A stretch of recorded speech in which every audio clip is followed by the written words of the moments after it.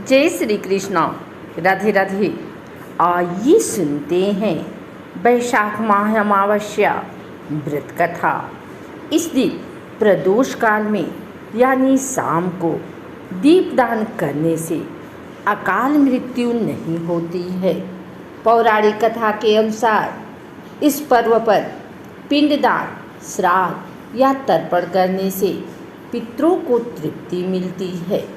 दक्षिण भारत में वैशाख अमावस्या पर शनि जयंती भी मनाई जाती है, इसलिए इस दिन शनि देव की पूजा और आराधना करने का भी महत्व है।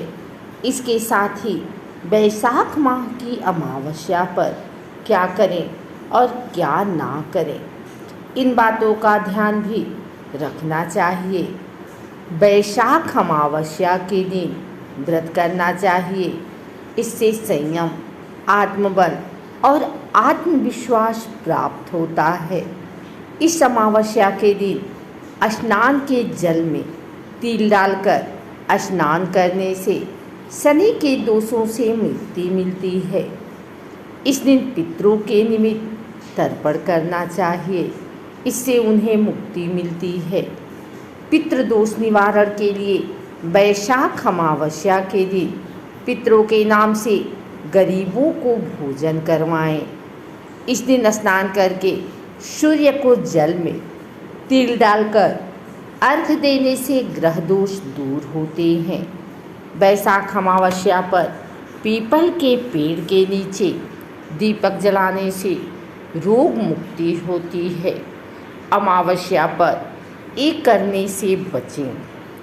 इस दिन मांसाहार और किसी भी तरह का नशा नहीं करना चाहिए। भोग और विलासिता से बचने की कोशिश करनी चाहिए। उड़द या इससे बनी कोई भी चीज़ न खाएं। मांगलिक कार्य, शुभ कामों के लिए खरीदारी और नए काम की शुरुआत नहीं करनी चाहिए। वैशाख अमावस्या के महत्व से जुड़ी पौराणिक कथा के अनुसार धर्मवर्ण नाम के एक ब्राह्मण थे। एक बार उन्होंने किसी महात्मा के मुख से सुना कि कलयुग में भगवान विष्णु के नाम स्मरण से ज़्यादा पुण्य किसी भी काम में नहीं है। इसके बाद धर्मवर्ण ने सांसारिक जीवन छोड़ दिया और संन्यास लेकर भ्रमण करने लगे। एक दिन घूमते हुए वे पितृलोक पहुँचे। वहाँ उनके पितृ बहुत कष्ट में थे। पितरों ने बताया कि ऐसी हालत तुम्हारे संन्यास के कारण हुई है, क्योंकि उनके लिए पिंडदान करने वाला कोई नहीं है। पितरों ने कहा, अगर तुम वापस जाकर गृहस्थ जीवन की शुरुआत करो, संतान उत्पन्न करो और साथ ही वैशाख अमावस्या के दिन विधि विधान से पिंडदान करो तो हमें राहत मिल सकती है। धर्मवर्ण ने उन्हें वचन दिया कि वह उनकी इच्छा पूरी करेंगे। इसके बाद उन्होंने सन्यासी जीवन छोड़कर फिर से सांसारिक जीवन अपनाया और वैशाख अमावस्या पर विधि विधान से पिंडदान कर अपने पितरों को मुक्ति दिलाई। वैशाख अमावस्या पर ब्रह्म मुहूर्त में उठना चाहिए। फिर नित्य कर्म से निवृत्त होकर पवित्र तीर्थ स्थलों पर स्नान करें। गंगा, यमुना आदि नदियों में स्नान की बहुत अधिक महत्व बताया जाता है।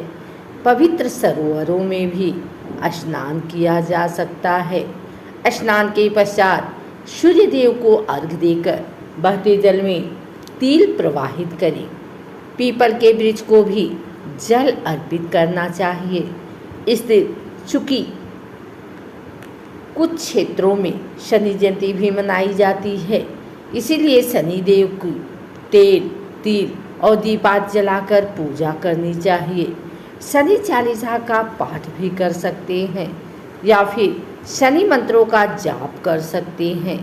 अपने सामर्थ्य के अनुसार दान दक्षिणा भी अवश्य देनी चाहिए। अगर आपको हमारी वीडियो अच्छी लगी हो तो इसे लाइक करें, कमेंट करें शेयर करें। हमारे चैनल को सब्सक्राइब करके बिल नोटिफिकेशन ऑल पर सेट कर लें ताकि आगे आने वाली वीडियो सबसे पहले आप तक पहुंच सके।